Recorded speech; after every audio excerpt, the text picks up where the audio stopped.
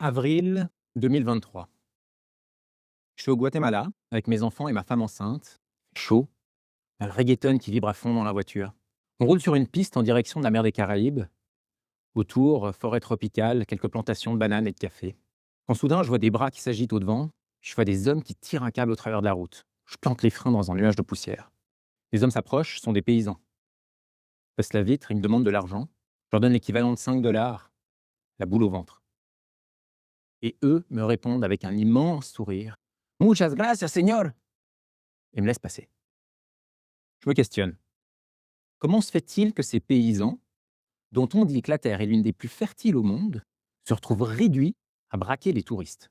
C'est parce que leurs terres leur sont progressivement dépossédées pour produire de l'huile de palme à large échelle, pour les shampoings et les pâtes à tartiner de nos supermarchés. Et en effet, quelques kilomètres plus loin, une clôture gigantesque longe la route. 3 mètres de haut la clôture, interminable. Derrière, des palmiers à perte de vue. Des kilomètres de monoculture. Un peu plus tard, un ami me dira quand finalement on a eu de la chance. Parce que parfois c'est avec une arme qu'ils accueillent les automobilistes. Un mois plus tard, je suis de retour en Suisse. Et là, ma sœur m'annonce que notre voisin agriculteur, celui qui m'emmenait moissonner quand j'avais 12 ans, vient de faire une tentative de suicide. Guatemala, Suisse. C'est la même détresse de ceux qui nous nourrissent. Humains et non humains. Ce sont les ombres de nos assiettes, les fantômes de nos habitudes alimentaires. Ces deux histoires ne sont pas isolées. Elles sont le même symptôme d'un chaos organisé. Ce monstre sans visage, c'est le système agroalimentaire mondial. De quoi parle-t-on en pratique? Ce chaos est orchestré par une poignée d'acteurs, 3 principalement. Les négociants, les transformateurs et les distributeurs. Les négociants d'abord. 4 géants, ADM, Bunge, Cargill, Louis Dreyfus, contrôlent à eux seuls 80% du marché mondial ou du commerce international des céréales. 3 sociétés contrôlent 50% du cacao. Et ces mêmes entreprises ensemble contrôlent également le café, le sucre et l'ensemble des huiles végétales. Ces négociants, ce sont les maîtres de la spéculation. Ils anticipent les récoltes, achètent au prix bas, le plus bas possible, stockent, déplacent les stocks, revendent au moment opportun. En quelque sorte, ce sont les garants de l'offre face à la demande internationale, en quantité et en qualité. Imaginez-vous qu'un même kilo de soja, souvent brésilien, peut être vendu 10 fois avant de finir dans le ventre d'un poulet français ou d'un saumon d'élevage norvégien. Les transformateurs, vous les connaissez tous. Ce sont les multinationales, Nestlé, Mars, Ferrero et compagnie qui se cachent derrière ces marques qu'on adore tous. Nespresso, Pringles, Cornflakes ou même Whiskas. Des entreprises tellement gigantesques qu'elles déclarent des revenus équivalents au PIB de pays entiers, des pays de la taille du Qatar ou de la Croatie pour les plus grandes d'entre elles. Leur recette? Elles standardisent les goûts, créent des marques, déposées, et nous rendent addicts, nous, comme nos animaux domestiques. Et enfin, les distributeurs. En Suisse, 2 enseignes, la Coop et la Migros, partagent les 3/4 du marché. Elles fixent les prix, les volumes, les marges, et par là, imposent leurs règles aux fournisseurs comme aux acheteurs. Tout ça en toute légalité et en toute opacité. Ce système, en fait, il crée une concentration massive du pouvoir qui achève de prendre en otage les paysans, les acheteurs finaux et l'ensemble du vivant avec. Un hold-up mondialisé. Mais ce contrôle, il ne s'exprime pas exclusivement par la force économique, il s'exprime aussi par le langage. Un langage qui nous déconnecte du réel.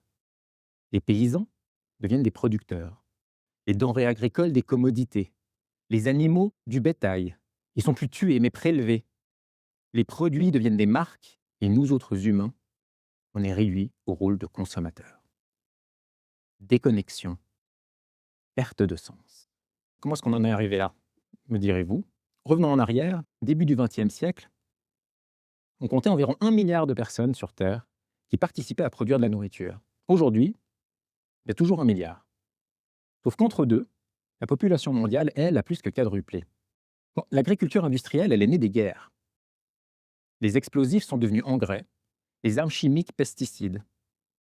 Puis sont intervenus la mécanisation, la sélection des semences, les OGM, finalement la globalisation des échanges commerciaux. C'est finalement grâce à ça, on est parvenu à nourrir 4 fois plus de bouches avec la même main-d'œuvre et mettre fin aux grandes famines. Ça, c'est le progrès, nous dit-on. Sauf, sauf que ce progrès a un prix. Appauvrissement des sols, déforestation, effondrement de la biodiversité, détresse du monde paysan, épidémie d'obésité et de diabète. Les chiffres parlent d'eux-mêmes. Attention, accrochez-vous. Les 3/4 des terres agricoles servent à nourrir du bétail, pas des humains. 67 milliards d'animaux sont tués chaque année. C'est 2000 par seconde. 2000, 4000, 6000, 8000, 10 000. Un tiers de la nourriture n'est jamais consommée. Elle finit à la poubelle. Et ce qu'on ne vous dit pas, c'est qu'un tiers des émissions de gaz à effet de serre proviennent du système agroalimentaire. C'est 2 fois plus que tous les transports. Et malgré tout ça, si j'ose dire, aujourd'hui encore, selon l'ONU, environ 600 millions de personnes restent chroniquement sous-alimentées. C'est autant qu'en 1900. Et je vous assure que ce chaos n'est pas une fatalité. Depuis plusieurs années, une résistance s'organise. Des paysans s'affranchissent des semenciers et de la grande distribution, cultivent des variétés anciennes et décident de vendre en circuit court. Les importateurs directs garantissent des revenus dignes et des conditions de production responsables et respectueuses de l'environnement dans les pays du Sud. Des associations accompagnent les éleveurs en reconversion, ceux qui ne supportent plus d'envoyer leurs animaux à l'abattoir. Et enfin, des épiceries, des restaurateurs font le choix du local, du terroir, en lien étroit avec leurs fournisseurs et en phase avec les saisons. Des initiatives comme celle-là, il y en a des milliers. Elles prolifèrent et l'espoir est là. Et quant à moi, moi j'ai choisi d'embrasser le monstre pour tenter de le transformer de l'intérieur. Ça fait 15 ans que je travaille avec ces négociants et ces transformateurs. Et aujourd'hui, avec mes collègues d'Adastra, on cartographie la déforestation champ par champ, culture par culture, pays par pays, pour révéler les impacts de l'agriculture. Ce sont des milliards de données en accès libre pour révéler les liens de cause à effet et exiger la transparence des multinationales. Parce que sans transparence, il n'y a pas de transformation. Alors qu'est-ce qu'on peut faire d'autre, chacun individuellement, pour reprendre la main sur ce qui nous nourrit? Je crois qu'il existe 3 clés. 3 pas simples, mais puissantes. Reconnexion, réappropriation et transparence. Reconnexion d'abord. Tout a été fait depuis 50 ans pour nous déconnecter de ce que nous mangeons. Des sols, des saisons, des visages derrière les produits. Reconnectons-nous au goût, aux odeurs, aux textures, à la diversité des produits. Et surtout, reconnectons-nous les uns aux autres. Partageons nos repas, nos débats, nos contradictions. Allons voir les agriculteurs pour comprendre leur réalité. Mais surtout, reconnectons-nous aux vivants, à la terre, aux micro-organismes, aux arbres, sans qui nous ne serions pas. Réappropriation ensuite. Se réapproprier son alimentation, c'est décider de ce que l'on met dans son ventre. Notre deuxième cerveau. Ne dit-on pas que nous sommes ce que nous mangeons? Je crois que c'était le titre du livre de Jane Goodall. Si nous ne savons plus ce que nous mangeons, que savons-nous encore de nous-mêmes? Les habitudes alimentaires, comme l'ensemble des codes sociaux, ne sont pas figés, ne sont pas immuables. Sérieux, on ne s'est pas toujours nourri de saucisses frites et de lasagne surgelée et de saumon fumé. Changer ses habitudes n'est pas une contrainte. Ça peut être une libération. Et soyons clairs, la science le dit, le moyen le plus direct de réduire les impacts du système alimentaire, c'est de passer à une alimentation végétale. Tout impact confondu. Alors accédons à cette libération. Et se réapproprier son alimentation, c'est dire non à la malbouffe, non à la déforestation, non à l'exploitation qui se cache derrière nos rayons. Mais c'est surtout dire oui. Oui à la saveur, oui à la simplicité, oui à la vie. Et enfin, transparence. Parce qu'on ne peut pas vivre en autarcie.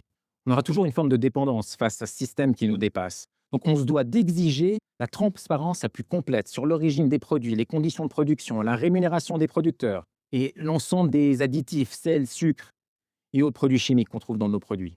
Mais la transparence, Ce n'est pas qu'une exigence, c'est aussi une attitude. Assumons nos paradoxes. Reconnaissons que changer demande du temps. Car admettre ces contradictions, c'est avant tout créer un espace dans lequel d'autres pourront s'engager à leur tour.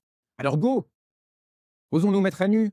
Artistes, avocats, étudiants, professeurs, fonctionnaires, entrepreneurs, politiques, retraités, et vous toutes et tous, qui brûlez de retourner à l'apéro, j'en suis sûr. Soyons intransigeants dans notre exigence d'une alimentation saine et soutenable. Intransigeants face à nous-mêmes, intransigeants collectivement et intransigeants face au système et aux institutions. La transparence radicale, c'est l'antidote au chaos alimentaire.